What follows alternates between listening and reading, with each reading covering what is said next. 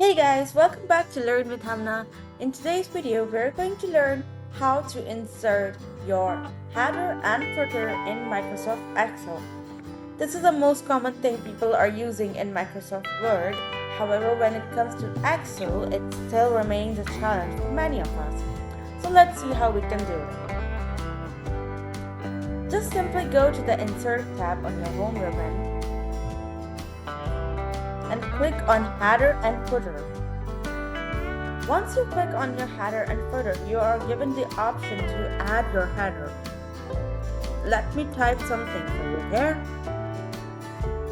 So one good part about Microsoft Excel is that it divides your header into 3 parts.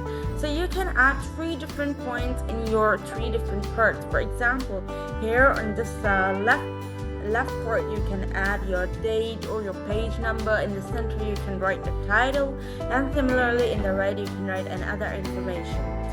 Same goes for your footer. As you try to add your footer here, you can write in the middle point, you can write the title, in the right point you can write your date or your page number. So you have 3 different options to write 3 different information.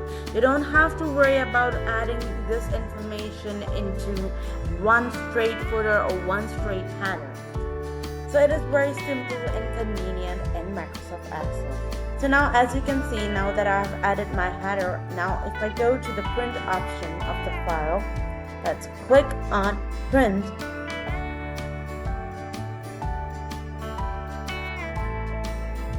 This will show the header on the top along with the text that I've input.